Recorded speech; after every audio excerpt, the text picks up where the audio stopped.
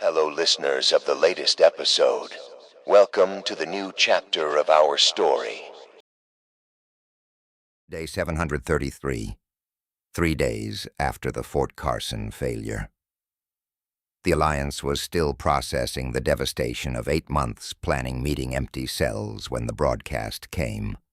Not on resistance frequencies, on every frequency, every settlement across 6 states, every survivor with a working radio, Colonel Sarah Mitchell's voice, the first time anyone had heard her speak, calm, educated, clinical in its precision, terrifying in how reasonable it sounded.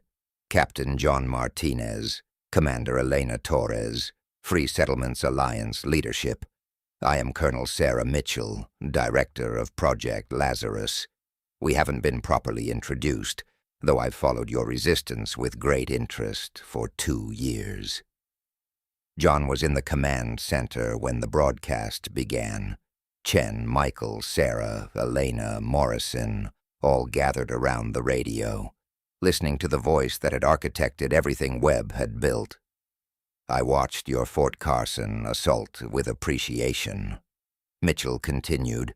8 months of planning, 120 fighters, coordinated teams, excellent tactical execution.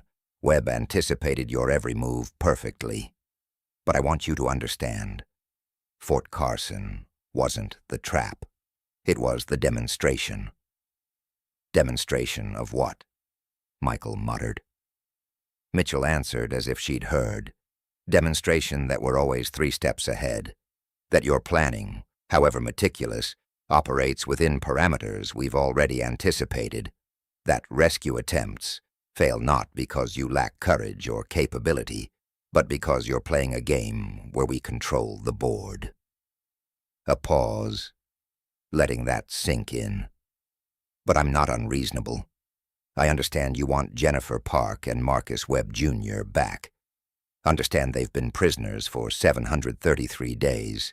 Understand their antibodies created the inoculation protecting your alliance. So here's my offer. John's hands gripped the table edge. Jennifer Park and Marcus Webb Jr. for John Martinez. A simple exchange. You surrender yourself to Cheyenne Mountain. I release both prisoners, fully treated with reversal protocols, returned to your alliance as humans. No tricks, no deception, just an exchange. She's lying, Sarah said immediately. Of course she's lying. Mitchell's voice continued, again, as if responding. You'll think I'm lying. Think this is a trap. Think I want to transform you, condition you, turn you into a weapon against your own people.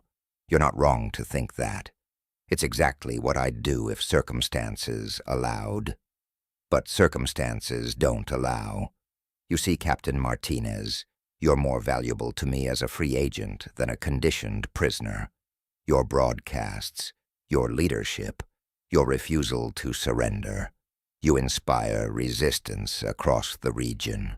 You make Project Lazarus work harder, work smarter, evolve faster. You're the pressure that makes us stronger. Which is why this offer is genuine. I'll release Jennifer and Marcus, apply reversal protocols, return them human, and you go back to broadcasting, leading, inspiring resistance. We continue our conflict with proper stakes, proper opponents. None of this is interesting if you're broken. The transmission paused. Then Mitchell's tone shifted, became harder. You have 7 days to accept. On day 738, at noon, if you haven't surrendered yourself to Cheyenne Mountain, I will execute both prisoners. Televised, broadcast to every settlement. You'll watch Jennifer Park and Marcus Webb Jr. die knowing you could have saved them with a simple exchange. 7 days, Captain. Use them wisely. The broadcast ended. The alliance fractured within hours. Emergency assembly. All 68 settlements sending representatives. Debate raging about Mitchell's offer, about whether John should surrender, about the mathematics of 1 life versus 2. He can't surrender, someone argued. Lose leadership, we lose the war. John is the alliance, the last broadcast, the symbol. Without him, settlements fracture, fall apart. Webb wins without fighting. 2 people have been prisoners for 733 days. Another voice countered.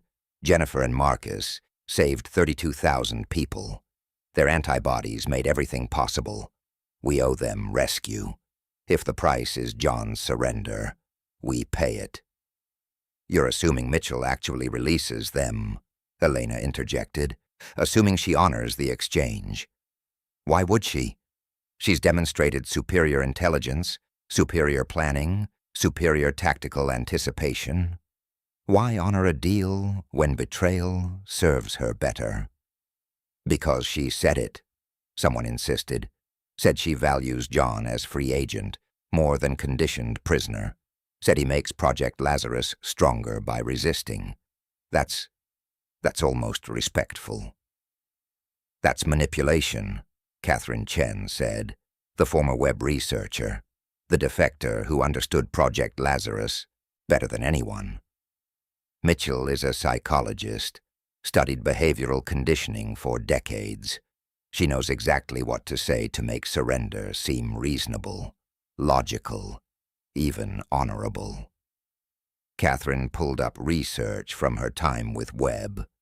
Mitchell doesn't want John dead, wants him transformed, wants to study how conditioning works on someone with his level of determination, wants to break him specifically because he's unbreakable. The exchange offer is bait. The 7-day deadline is pressure. The televised execution threat is leverage. So we refuse? Sarah asked. Let Jennifer and Marcus die. I didn't say that, Catherine replied. I'm saying Mitchell's offer isn't what it appears, isn't a simple exchange. It's a trap designed to look like salvation. The debate continued for hours, voices rising, anger building, the alliance that had unified around protecting settlements, now fracturing over whether to sacrifice leadership to save 2 prisoners. Morrison finally spoke. I have a counter-proposal. We fake the inoculation doses, give Mitchell saline instead of real compound. She tests it, thinks it works. John surrenders, but we've got extraction ready. Rescue Jennifer and Marcus during the transfer. Extract John before conditioning begins. She'll test thoroughly, Elena warned. Mitchell isn't Webb. She won't accept doses without verification, chemical analysis, biological testing. She'll know if they're fake. Not if we make them sophisticated fakes, Morrison said. Matching chemical markers. Placebo effect that mimics initial inoculation response. By the time she discovers they're inert, the exchange is complete. We have our people back. It was desperate. Required fooling someone who'd outmaneuvered them consistently. Required deception sophisticated enough to pass Mitchell's analysis. But it was the only plan that saved Jennifer and Marcus without actually sacrificing John. We vote, Chen said. Accept Morrison's plan. Prepare fake doses. John surrenders. Day 738 with extraction team ready. Who's in favor? 73 hands went up. 42 stayed down. More than the required majority, but less than the unity John wanted. The alliance was fracturing, and Mitchell was watching them fracture, exactly as she'd planned. Day 734. Morrison's laboratory working around the clock creating sophisticated fake doses. Catherine Chen providing Webb's chemical markers, making saline solution that would pass initial testing, but fail sustained analysis. She'll discover the deception within 6 hours, Catherine warned. Maybe 12 if we're lucky. But by then the exchange will be complete. Jennifer and Marcus will be back. John will be extracted. We just need those 6 hours. Emma Rivera volunteered for the extraction team. I know Cheyenne Mountain's layout from prisoner discussions at Fort Carson. Know how Mitchell transfers high-value prisoners.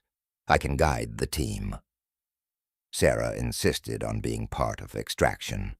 If Jennifer and Marcus need immediate reversal protocols, I'm the only one besides Morrison who can administer them. I'm going. Michael would lead the extraction team, 15 fighters, positioned near Cheyenne Mountain, ready to strike during the exchange, hit fast, extract 3 people, disappear before Mitchell's forces respond. It's suicide, Elena said bluntly. 15 fighters against Cheyenne Mountain's garrison. Even during exchange chaos, you'll be outnumbered 20-1. Then it's suicide, Michael replied. But Jennifer and Marcus have been prisoners for 733 days. I'm not leaving them there for day 734. The fake doses were completed by day 736. 2,000 vials, chemically matched to Morrison's real inoculation, would pass initial testing, would fool anyone except sustained laboratory analysis. Everything was ready. John would approach Cheyenne Mountain Day 738 with 2,000 fake doses. Mitchell would test them, accept the exchange, release Jennifer and Marcus. Extraction team would strike during the transfer. 3 people are rescued, Mitchell fooled. Then Mitchell's broadcast came, day 737, 24 hours before the deadline.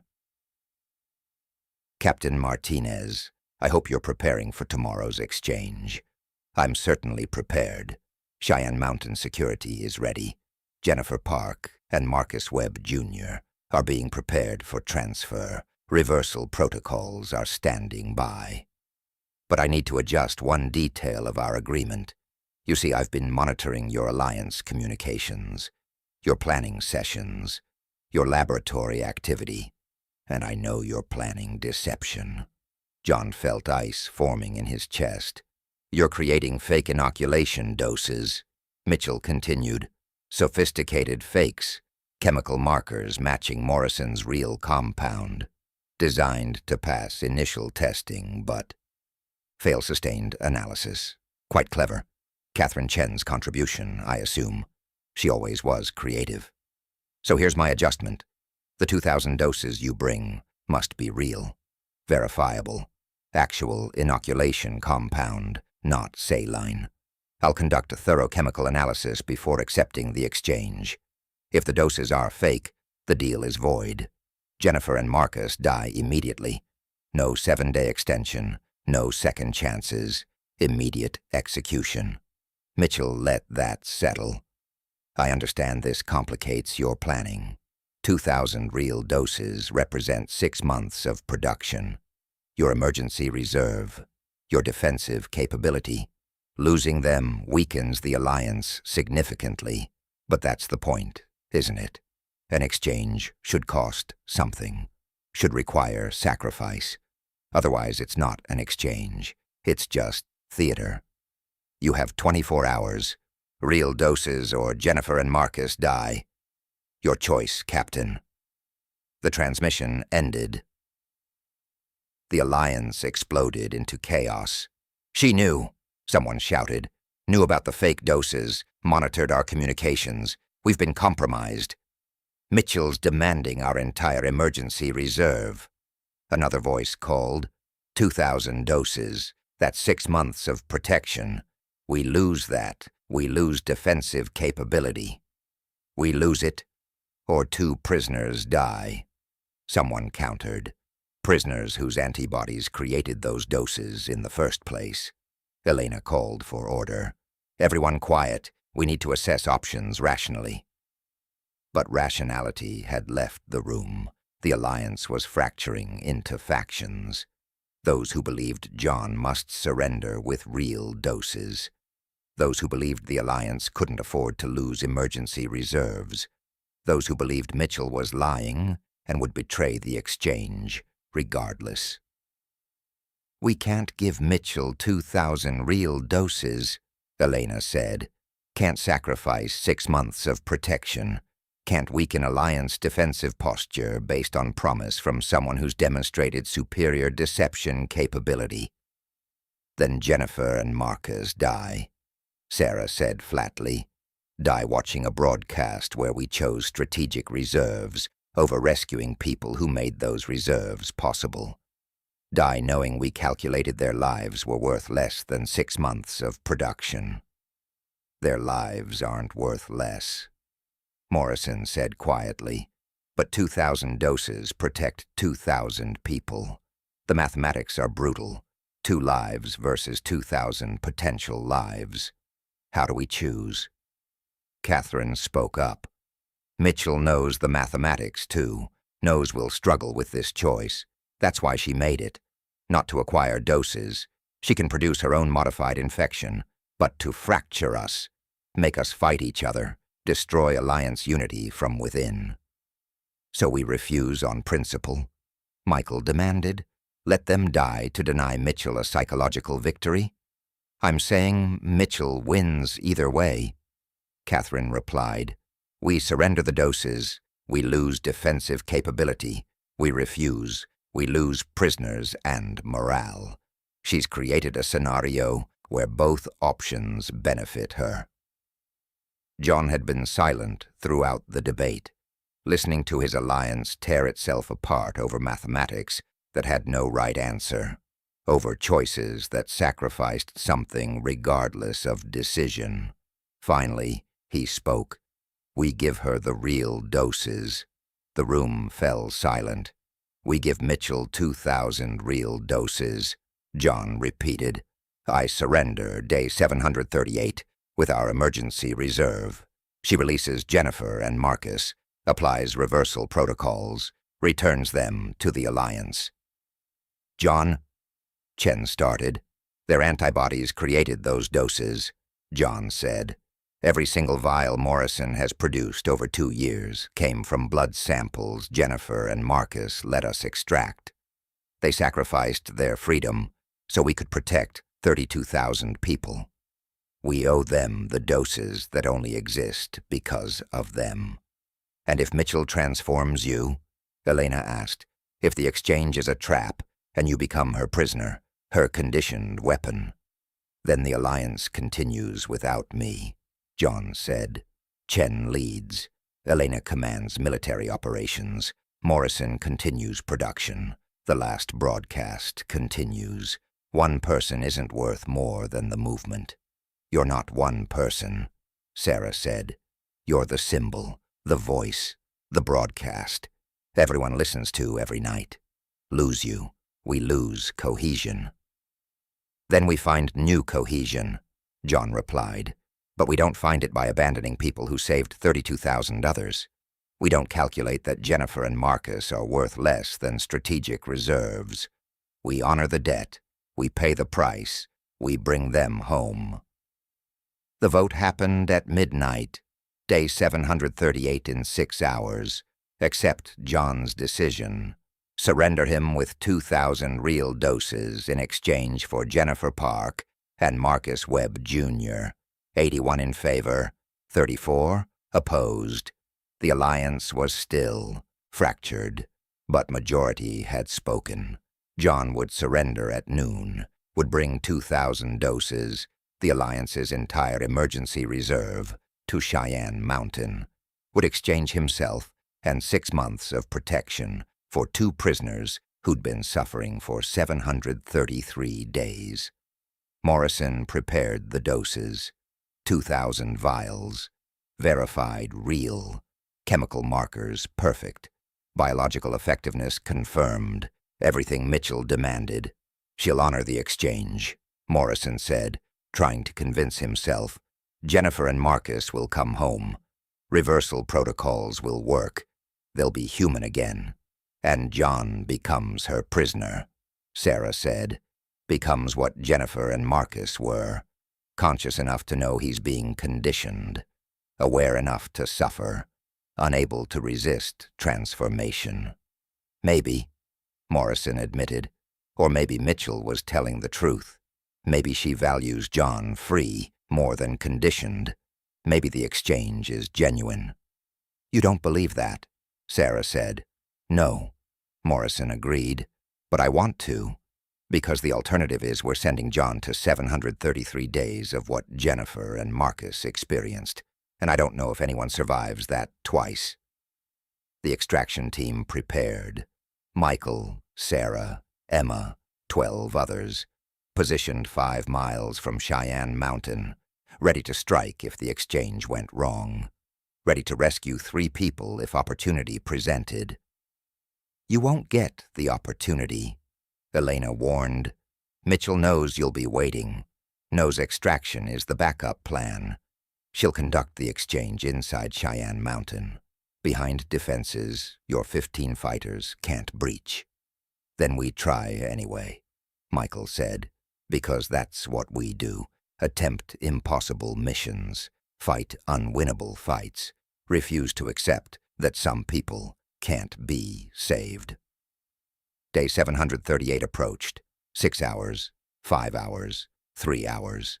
John broadcast one final time before departure. This is the last broadcast. In 3 hours, I'm surrendering to Colonel Mitchell at Cheyenne Mountain, exchanging myself and 2,000 inoculation doses for Jennifer Park and Marcus Webb, Jr. Some of you think this is wrong, think the Alliance can't afford to lose leadership and emergency reserves. You might be right. But Jennifer and Marcus have been prisoners for 733 days. Their antibodies created every dose Morrison has produced. They saved 32,000 people. We owe them this, even if it costs everything. If I don't return, if Mitchell transforms me or this exchange is a trap, Chen leads the Alliance. Elena commands military. Morrison continues production. The last broadcast continues. You continue. The fight continues. The one person isn't worth stopping for. To Jennifer and Marcus, I'm coming. Finally, after 733 days. Hold on 3 more hours. Then it's over. Then you're free. This is John Martinez, signing off. Possibly for the last time. Stay human. Stay free. Keep fighting. The transmission ended. The last broadcast went silent, and John departed for Cheyenne Mountain with 2,000 doses representing 6 months of production, carrying the weight of an entire Alliance's desperate hope that Mitchell would honor an exchange none of them truly believed in. 3 hours until noon. 3 hours until day 738. 3 hours until they learned if Jennifer and Marcus would finally come home, or if John would join them in conscious imprisonment. The Alliance waited. The extraction team positioned. And somewhere in Cheyenne Mountain, Mitchell prepared to demonstrate whether her word meant anything, or if the exchange was just another trap in a war where every choice led to sacrifice.